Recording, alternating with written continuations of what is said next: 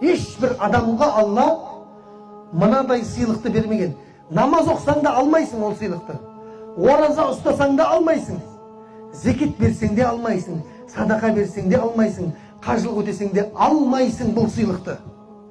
Бір ғана адамдардың тобына берілген сыйлық бар. Ол қандай?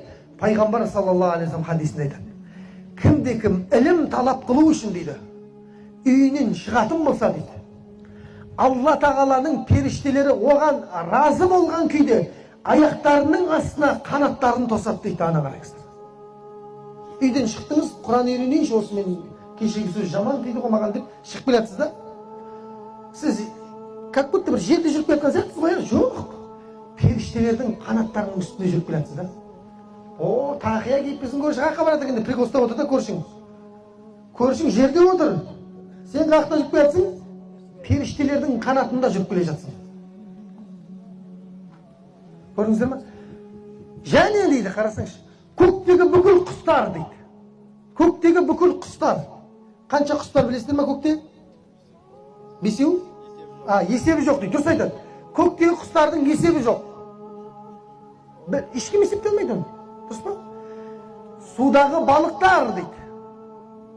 Бәлембай миллион түрі бар суда балықтың. Миллиардтаған саны бар олардың. Не істеп жүр сол балықтардың бәрі десек? Бір шаруамен жүр екен бәрі.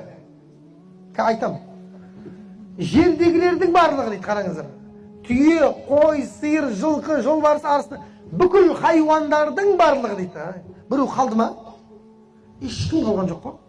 Ешкім. Солардың барлығы ілім талап қылушы адам үшін игілік пен истиғфар тілеп тұрады дейді. Ал керек болады өзі. Не деген мәртебе? Не деген мәртебе? Бүкіл дүниені ілім алушының аяғының астына қойып қойған ғой Алла тағала. Одан асқан мәртебелі адам жоқ, ілім алушыдан асқан. Мінекей, Алла тағала осылайша ілім алушы, ілім алған ғалымдардың, шәкірттердің мәртебелерін биік қылып, оларға бүкіл дүниені бағындырып истиғфар айтқызып қояды екен.